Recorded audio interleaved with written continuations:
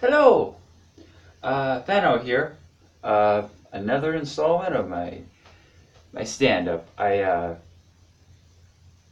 I had a lot of coffee, so I suddenly feel like I could do decent stand-up. Yeah.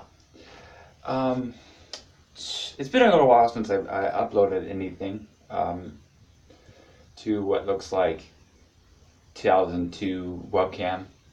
Um, as you can see, Exhibit A from what in the background is a little less dungeony than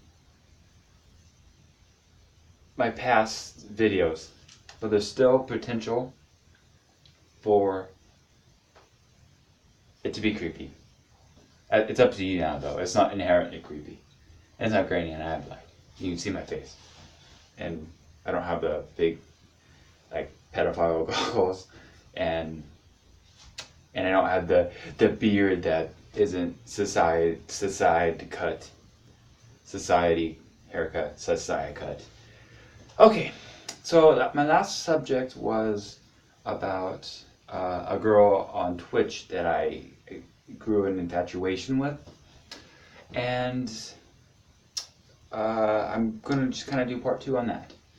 So I left off. Where did I leave off on? She, I just kind of got connected with her. So going forward, I was in no way delusional about the whole thing. It had nothing to do again with the 8 cups of coffee in my body running at any given time. Crack amount of coffee mania ish. There's nothing connected with that. Um, so I going forward, I went in her stream, and I just kind of I just got deeper down the rabbit hole of like, oh, she's so amazing. Oh my God, she's so great, and it it didn't it didn't go anywhere. I was running in place. I was running a very intense marathon. And when I say running in place, I was actually just standing in place. It was just like sweating and just like thinking about her the whole time and just like, oh God, I just wish we could be in a couple. Break up with your boyfriend. Oh God, we could be together. And I have no way of the stepping stones and it's not practical in any way. And you live in a completely different state. And we could be together. uh, that was kind of going forward the feeling about going in her thing, and so just going forward, I learned more about her, and she had a boyfriend, and I'm just like, piece of shit, just fucking. Oh wait. But actually, in reality, I was glad that he was there because it kind of grounded me in the reality of the situation. And despite knowing there's no way that she'd probably end up wanting to date me, it gave me kind of a barrier of like, oh, she's taken. There's just no way possible that I could have her, you know. Uh, so but more about the boyfriend. The when you spend more time being interested in somebody, you think differently and you start thinking about angles and you just try to psychologically, despite knowing it isn't practical, you just try to find practicality in it. And the boyfriend looked a lot like me, and I'm like, oh, I could. He looks just like me. I given that okay, because I could just if he got in a car wreck and I could change my name and take over his life. It, that's where the mania came from because it became a heavy infatuation that wasn't it, it, it with women when I find them cute and I'm like their personality it kind of simmers and I leave the pot on and I don't turn the heat down low. It just kind of goes and it just starts becoming a raging fire and it becomes out of control. And I have a hard time just like being balanced about it. And usually the feelings like crack, and I want to keep that feeling going. That's why I tend to drink so much caffeine. So the guy was nice. Not nice. What am I talking about? He seemed nice, but he looked like me, so I just, that's probably why I think he's nice. But so going forward, I so I got super infatuated with her, and then the boyfriend. I'm like, oh, but then I'm like, oh, he's there's elements to him too that make it undoable, and I wouldn't be able to date her. So I'm just trying to think specific examples of how it played. Um, so I got kind of sort of bipolar about the whole thing, and I kept getting to the point where I'm just like, nah! And then I just like made me feel crazy. So people outside, other people on the outside. That's why I'm looking over. I tend to get infatuated. It just got kind of out of control, and I just was like, date me. But it more came out like, yeah, why don't you talk to me enough? You don't talk to me enough on the medias.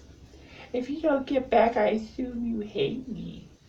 Kind of like I was a grandma or something, like expected attention, which, even family members still like, oh God, I love this brother of mine, but oh God, he just always wants to talk. He just demands my attention. But then everybody has lives. So I was getting like, and it wasn't getting anywhere. And so I would kind of periodically, like, don't talk to me. But it just through the media, so it wasn't like crazy. It wasn't enough that, she'd, freak out, or it just more like, this fucking guy. But for me, I'm like, but there was definitely, I was getting to the point where I just wanted a friendship, and the friendship kind of, that wasn't even going anywhere either because of all these options for other things that would add into the friendship, and then trying different things. I was like, hey, maybe we could do this or that, and then of course she gave the nice girl like, oh yeah, perfect, yeah, I could absolutely do that. But they're basically saying no, but they don't. They just don't want to say no to you because they don't want that friction, which is sort of smart. But I mean, for me, I take it literally. I'm like, oh, okay, cool, we can do this thing, and I get excited about it. Never goes through.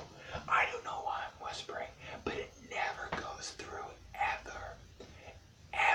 I got motion blur on my camera. It's not keeping up. ADD comedy stand-up. So it wasn't going anywhere. It was just kind of a bummer, and I was just trying to like maybe build a friendship with her.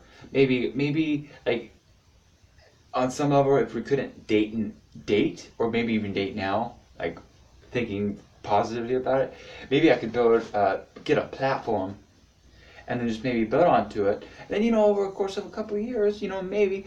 But that wasn't even going anywhere, and it came down to kind of not having enough money to do the things, and then that person not having probably enough time and not caring probably enough to then say, okay, great, I would love to do that thing. So, it was just kind of getting sad, and it wasn't going anywhere. I'm just gonna keep saying, it wasn't going anywhere. Just half my stand-up, just all sad. Just all sad about it. Sad. But going anywhere. But it's a problem that I've been having for a very, very long time. It's not something. Some of the guilt, and I'm 25 years old. I can internalize some of it and say, okay, it's fine.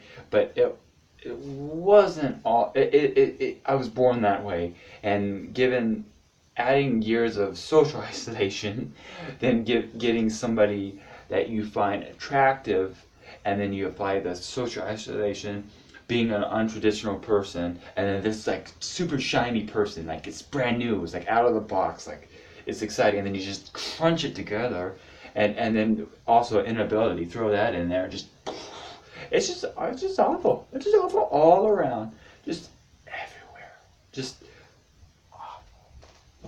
so um so yeah, I was trying to build a friendship, wasn't going anywhere, and I tried really really hard, and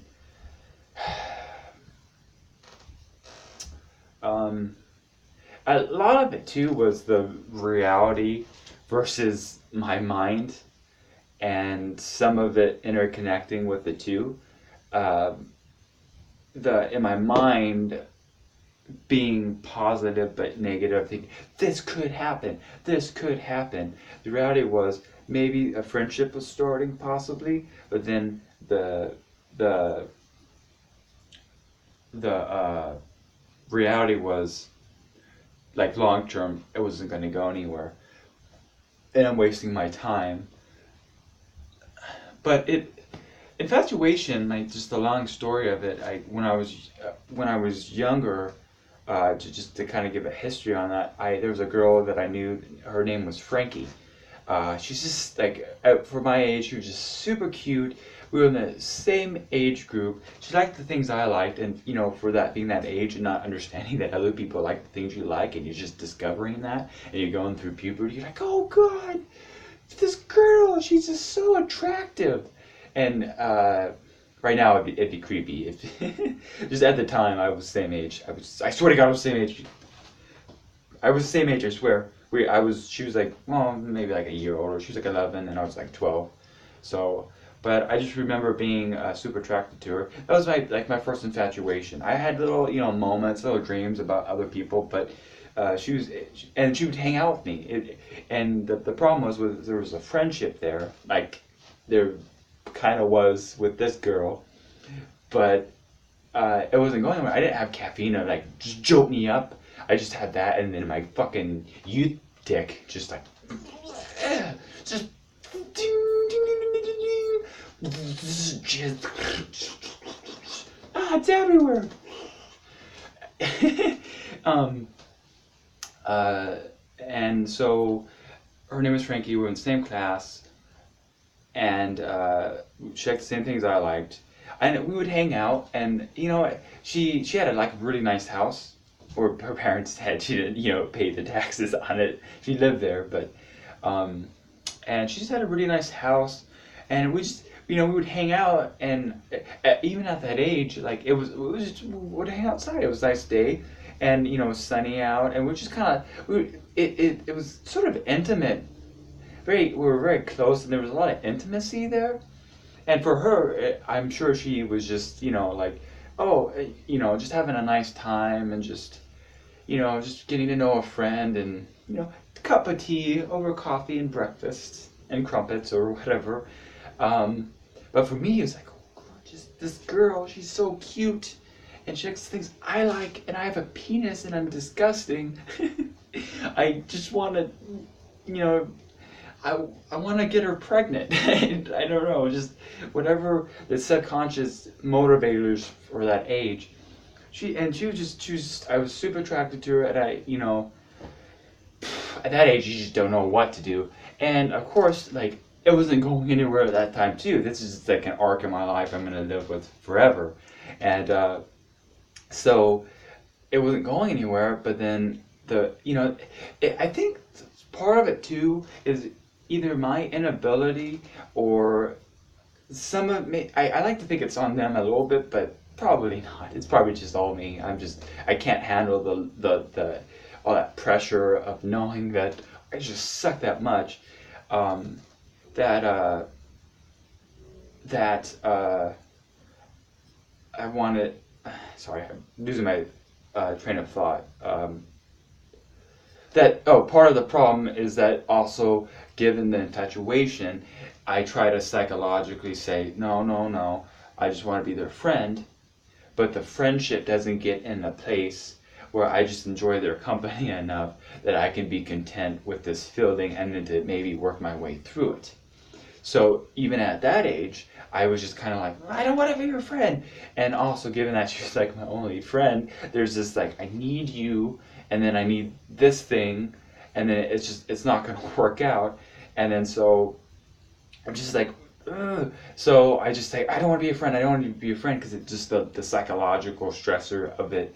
But then I'm like, I want to be more. I want to do everything, you know. I want to just be your boyfriend. And I've seen romantic movies, Eternal Sunshine of the Spotless Mind, and it makes me think I could do this at this age. Just completely delusional. And so I told her, like, I don't, want to be a friend, or like implying I'm not your friend. And she's like, okay, whatever. She had friends. I was just the weird kid, right? She was kind of weird, but I was a little bit too weird. So, given that, she was like, fine, whatever, no, okay. She was just kind of cool about not caring. And, but then I'm like, still isolated and still needing a friend. But then I'm like, okay, we're friends. And she was just getting kind of whiplash from it. And I didn't get to the point that I was completely uncomfortable to her, but it got to the point where her mom said, just leave her alone. Like she told like my teacher, just tell him to leave her alone. And but I still felt like I had a chance. So I kept saying like, can I be a friend? Can I play ball with you? And she's like, sure. But then I never hung out long enough to even start the friendship back up. But then I would ask her several times, are we still friends? Are we still friends? Mind you, I'm still 12 at the time. So it's not at this age. It's not quite creep. It's reasonable creep. Like before I could even learn to not be a creep. Or just it's genetics. So whatever. And so I remember one time just going to your fucking house like a maniac. And just like, I was like, are we friends? Are we friends? After like for the fifth time saying, I'm not your friend. And after she's like, I'll be your friend. And I'm just like being back and forth about it. Immersion blur. I'm a fucking train wreck. God damn it. And she's like, sure, I'll be your friend. But then I didn't hang out with her. I didn't act like a friend. I'm just like, no, you want paper to be with me. Be my friend on paper.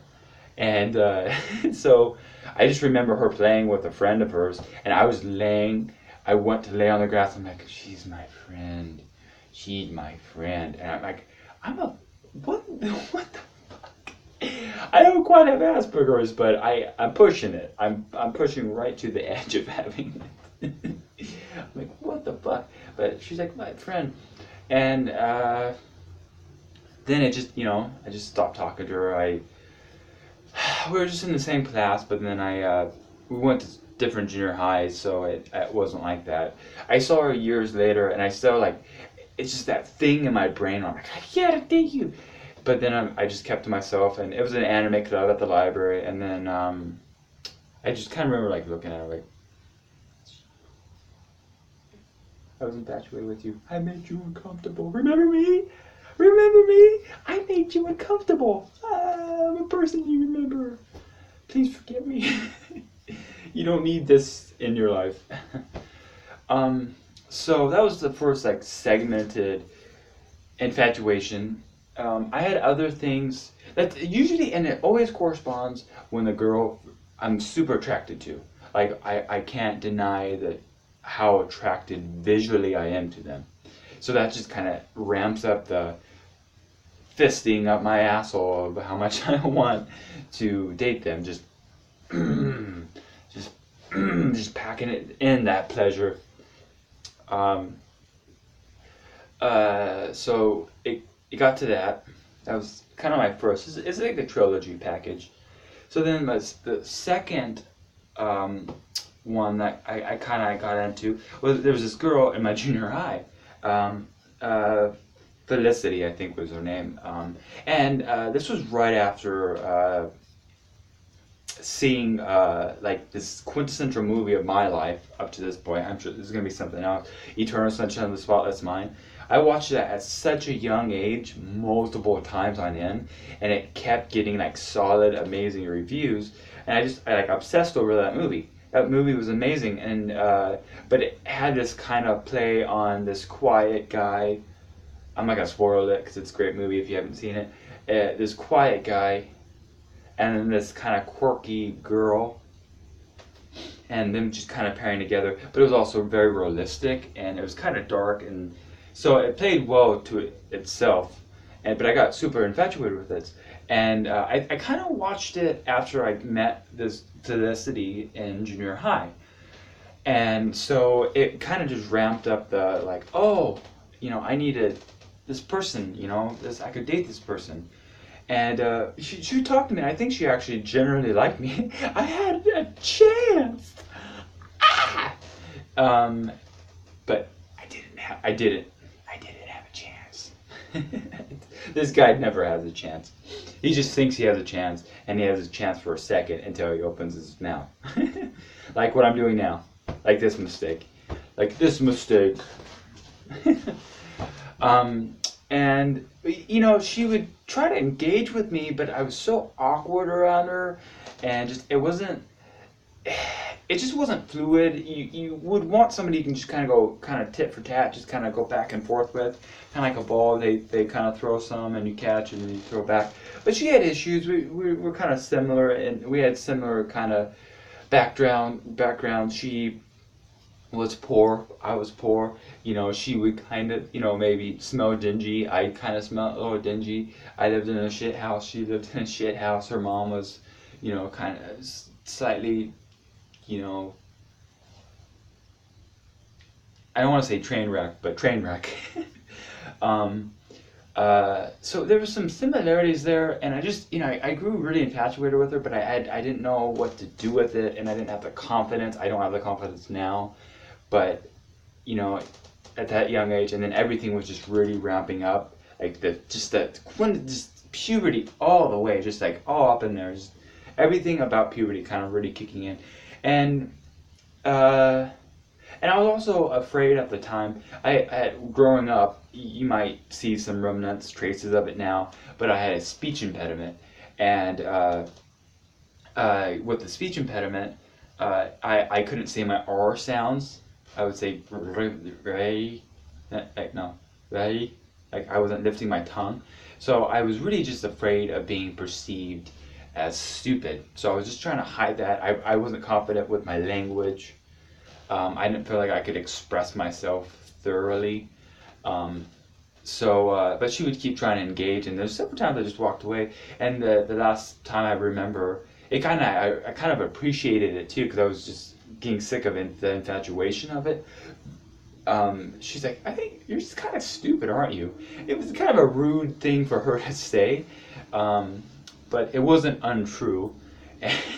I'm not a very bright person. I try to educate myself and be intelligent and try to make not stupid decisions, but I ultimately make the stupid decision. I'm just my inclination is just to do this stupid thing. So she just called me stupid, and that's the one thing I didn't want to be perceived as. So being perceived that way made it kind of cut the cord with her, and I was actually appreciative because it was just too much. And then I was kind of like, what a bitch, man, what a C word. Before I had the confidence to just know it's a word. What a girl. So as you can see, I'm not very fit for a relationship, or just across the board. So Frankie, it went to Felicity, and then it kind of like those are like the quintessential. Like Frankie was like really intense, then the Felicity was kind of in the middle, and so it's kind of been kind of in between that. And I've had relationships along the way, but they weren't intense.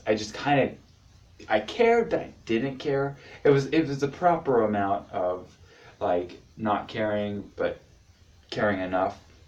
But inherently, I'm not should be in a relationship. I don't think. I really, truly don't believe I should be. It's hard enough for friendships. So skip kind of like to another segment. I got up to, like high school. So I dated a few people, had like my first sexual experiences.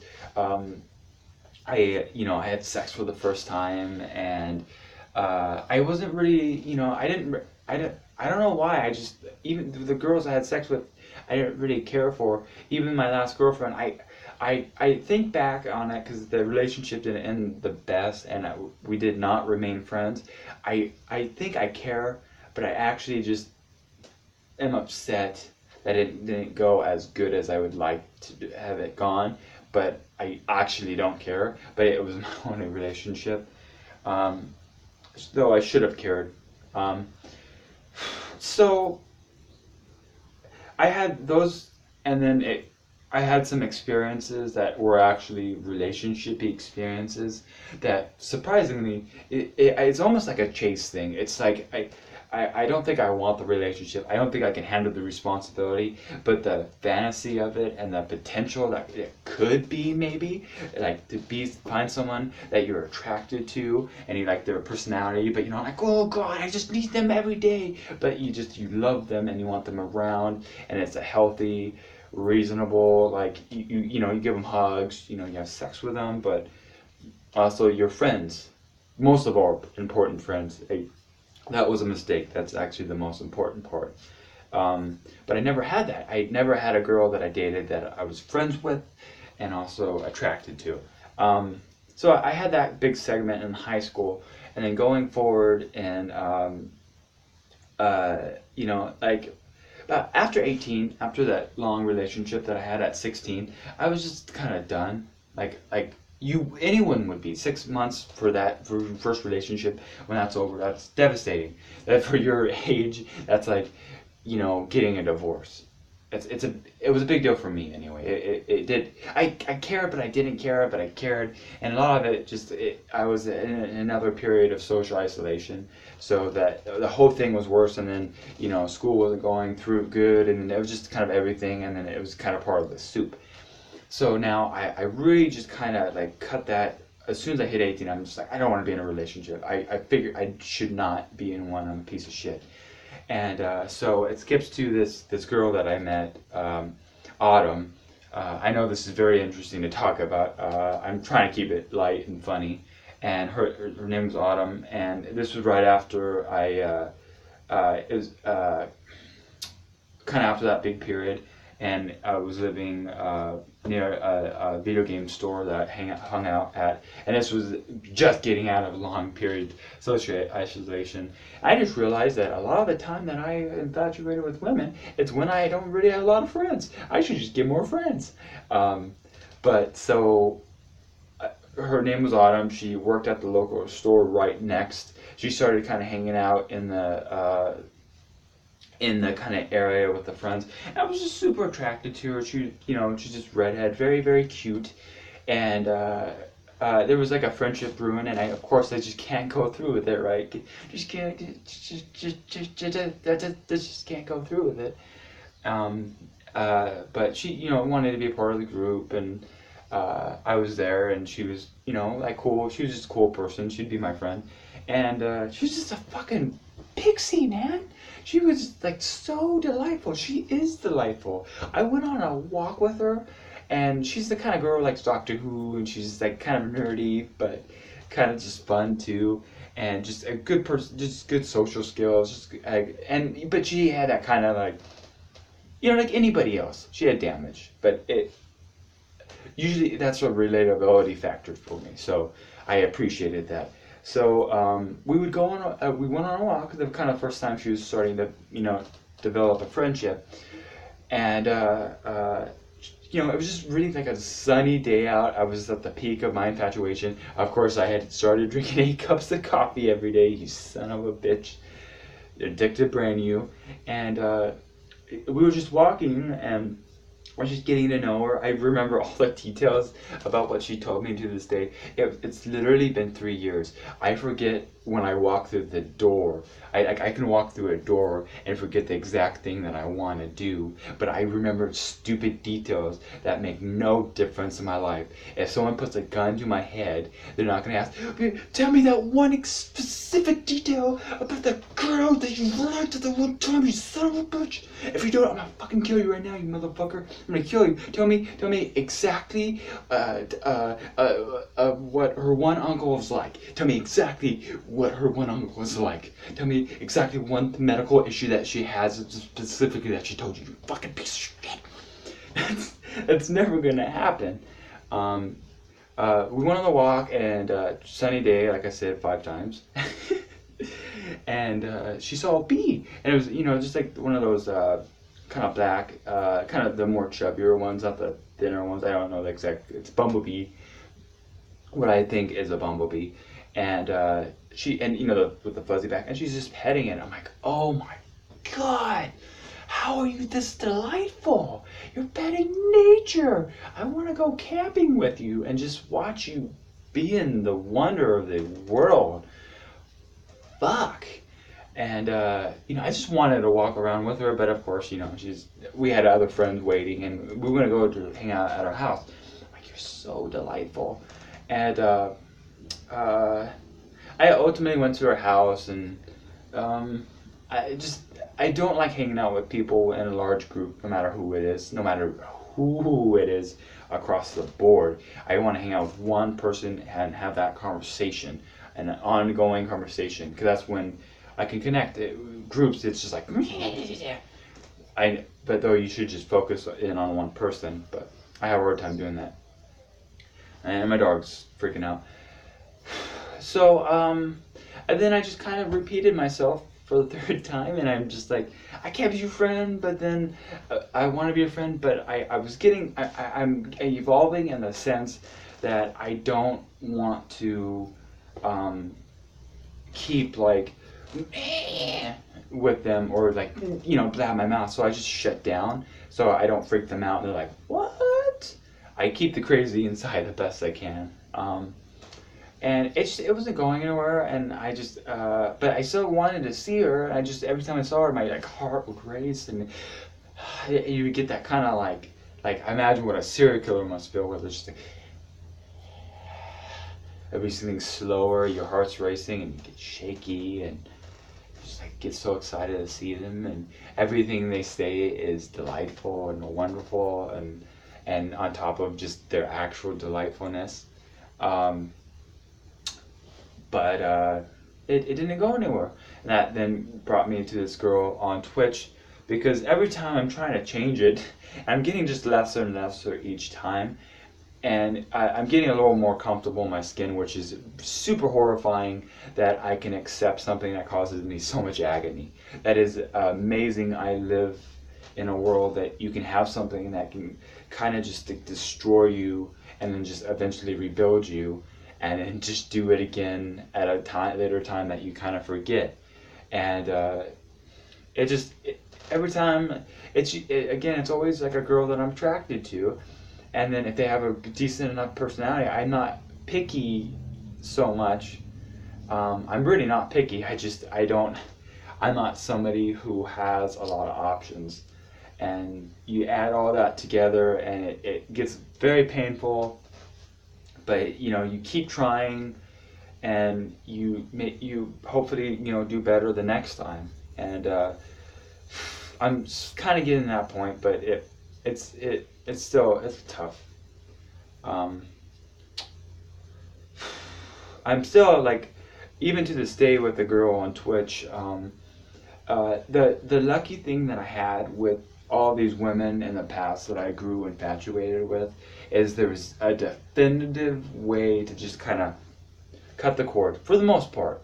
I could go years without talking to them, so you just get adjusted to just not seeing them. They're in your mind. You probably will never forget them unless you get Alzheimer's, but you're ultimately just like, okay, done. But this girl on Twitch, I'm very much on Twitch, And as long as much as I want to just like kind of just step back, there's a feeling of like I'm running away from this, and I haven't trained and I'm achy and it's painful, and uh, everybody's telling me not to do it. Kind of, it's just like the worst marathon ever. So it with the girl, she's still around, and I see her post, and I like the community. She's in a community, and I like the community that she built, and all the people in there are wonderful. But she's still around, and it's still painful. Like there's sometimes I'm not gonna say stalking. It's not a stalking thing. I don't. There are days I don't even bother with it. But every so often, because she puts herself out there, I will look on her social media, and I'm just wondering how she's doing. I wish I could be her friend, because the relationship's obviously not possible because of how much I'm just like, um, uh, and I look on her social media, and I like her as a person, and there's just no definitive, clear cut way I could just kind of back up, but I'm sick of running away on some level. I kind of want to dose the poison over time, and this is probably the closest thing that I can keep a distance and still get that poison that I feel like I need just to kind of get over it.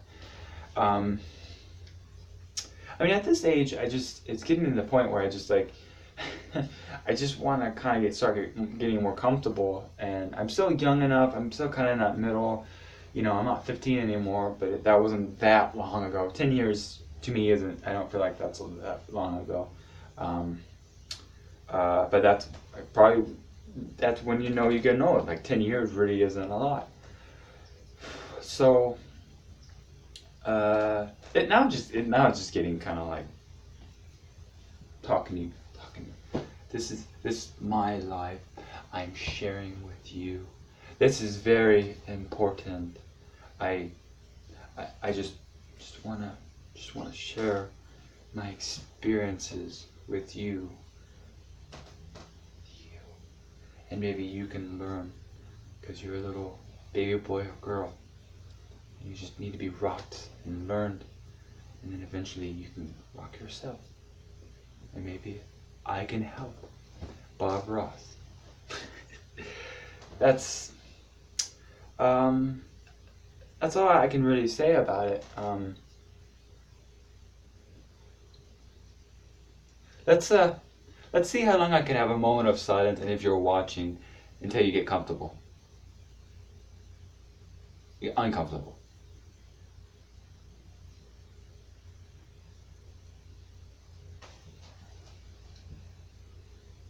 I'm uncomfortable. The only thing I can think to do more is just to kind of iron out these thoughts a little bit more. I got the segments of my life down, and maybe to be a little less ADD about it, but I think I got it. All right. Thanks.